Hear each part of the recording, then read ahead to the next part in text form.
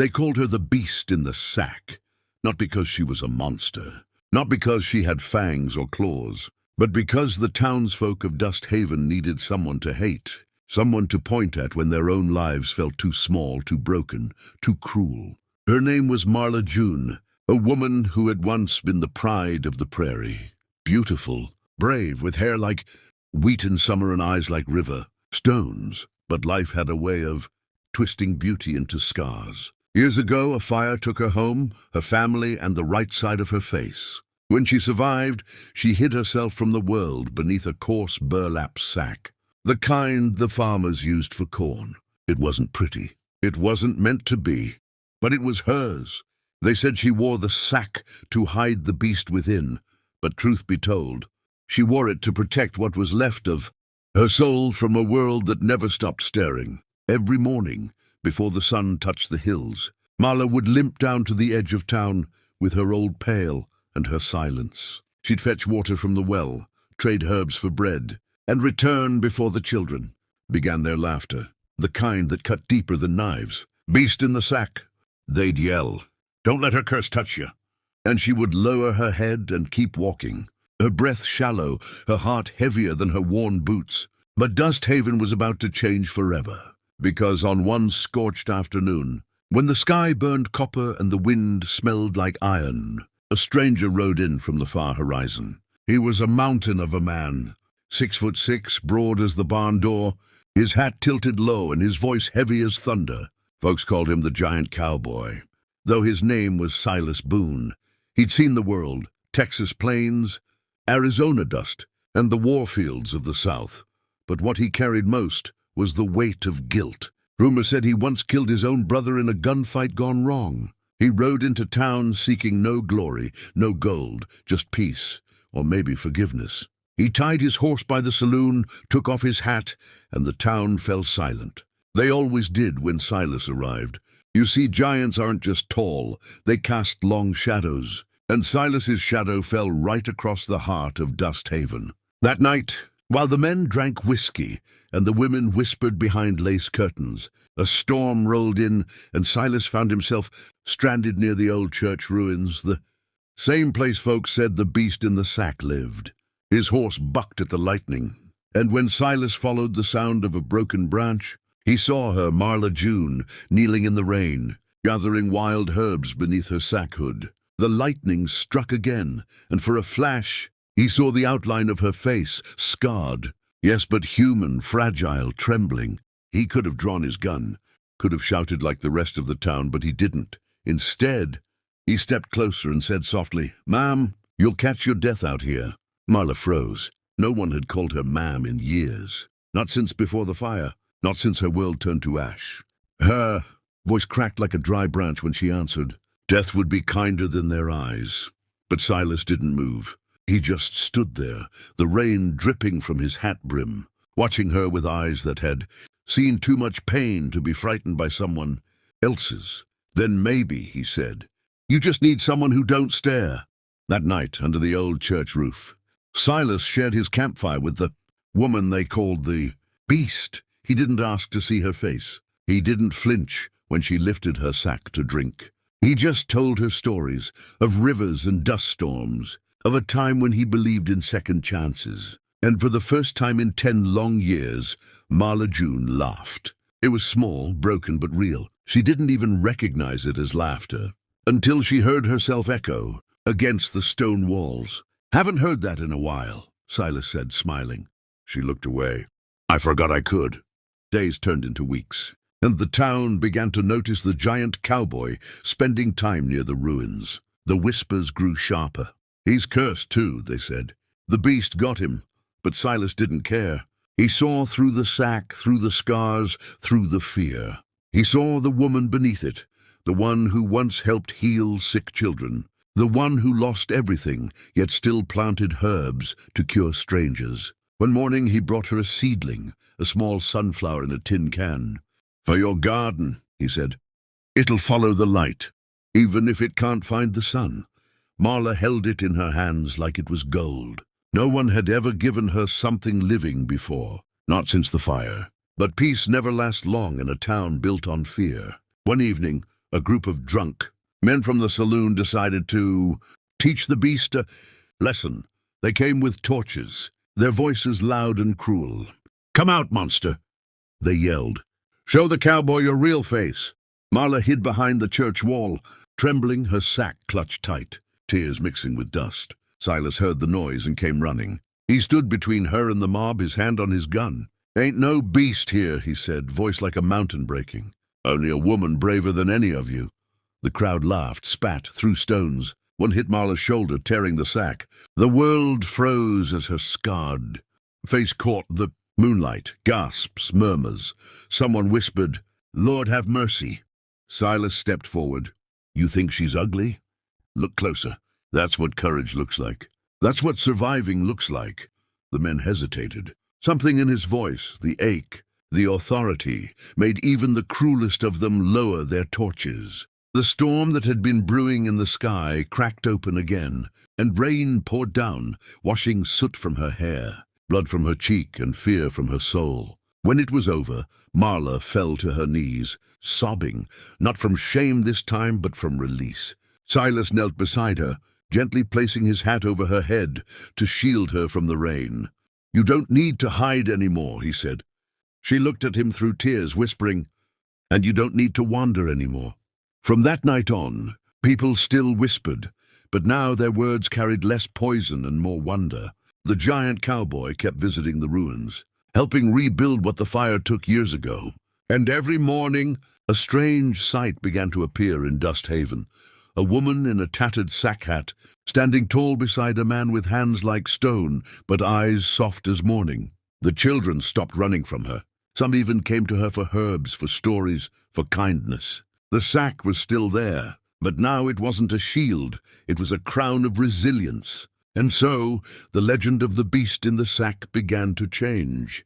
No longer a tale of fear, but of love, of two broken souls who found healing where everyone else saw horror. The cowboy had found something he didn't know he was searching for, a heart, not hidden behind beauty, but wrapped inside pain, courage, and grace. And if you're listening to this right now, remember, sometimes the most beautiful souls wear the heaviest scars. And the people the world calls beasts are the ones brave enough to still love despite the fire. So if stories like this touch your heart, if you believe in kindness, in redemption, in the light that survives even after the flames, subscribe now, because more stories like this one are waiting for you. Stories that remind us that love isn't about what you see, it's about what you feel when you dare to look deeper.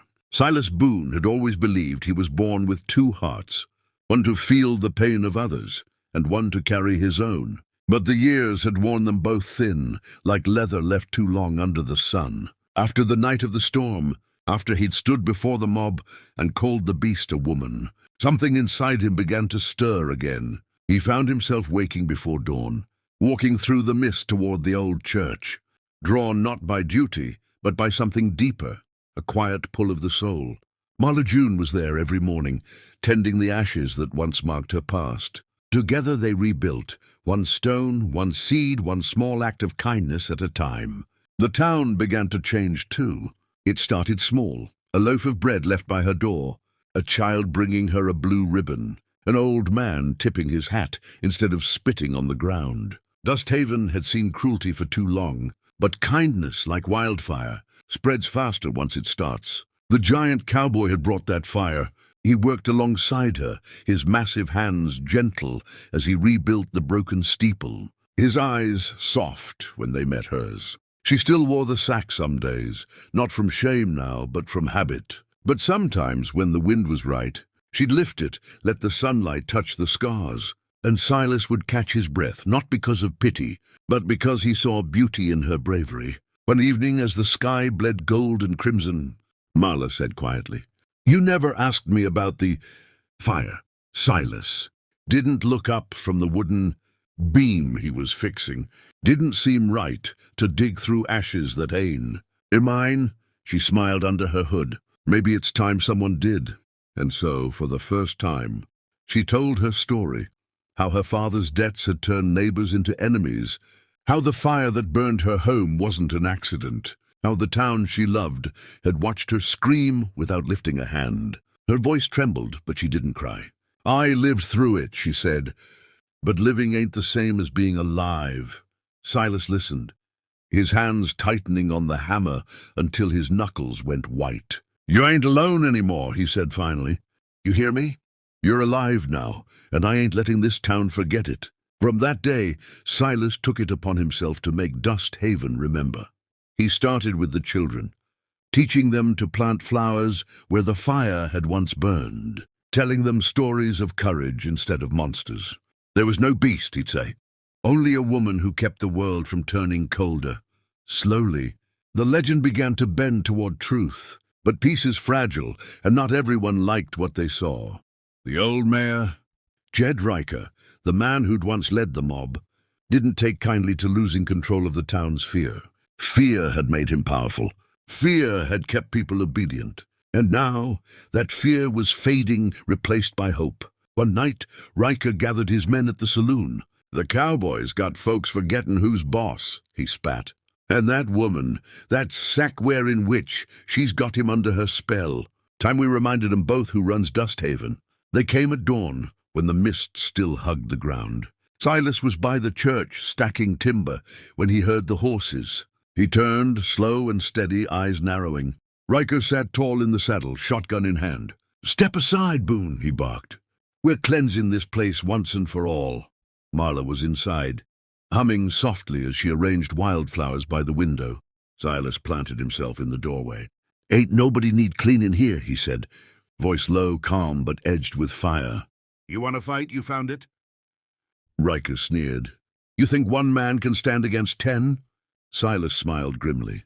"Ain't the first time." The next few moments passed like thunder. Guns roared, dust rose, and chaos tore through the morning. Silas moved like a bear, every step heavy, every punch true. But he was outnumbered, and soon he fell to one knee, bleeding from a wound in his shoulder. Riker raised his gun for the final shot, but before he could pull the trigger, a voice cried out, "Enough!" Marla stepped into the open, her sack gone, her scars bare under the rising sun. She held a torch, a single flame, trembling but fierce. "You burned my home once," she said, her voice steady.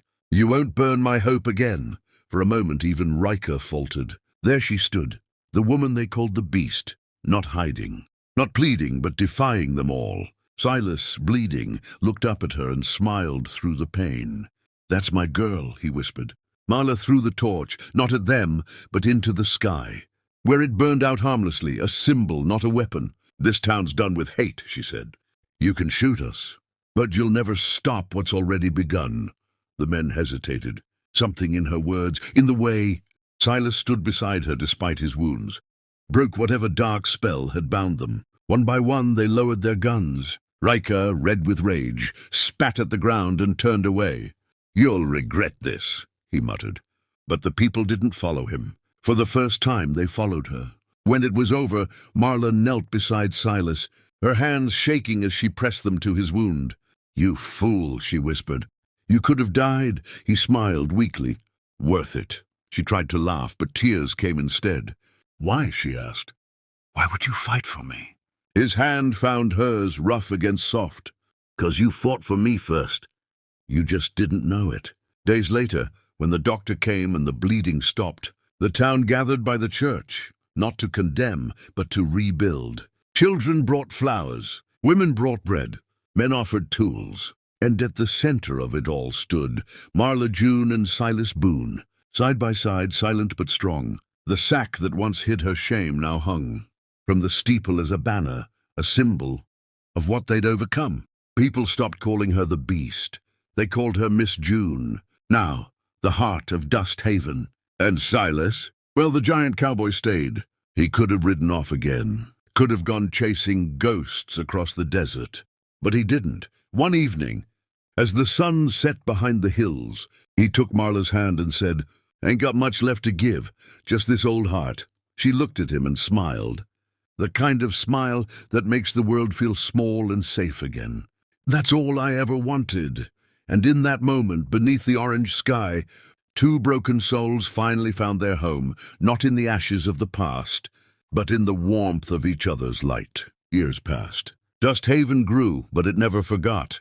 Travelers who came through heard the story of the woman once called the Beast, and the giant who loved her. Some said they built a school. Others said they planted fields where no crops had ever grown before. But everyone agreed on one thing: they'd changed the heart of the town forever. Because love, once it takes root, grows wilder than fire, stronger than fear, and deeper than scars. And if you're still listening now, remember this. Sometimes the ones who look the most broken are the ones who heal the world. Sometimes the greatest strength is kindness, and the bravest love is the one that stays. So, if you believe in stories like this, stories of redemption, courage, and the fire that turns pain into hope, subscribe now and keep walking this road of stories with us. Because somewhere out there, another beast is waiting to be seen, and another heart is waiting to be found.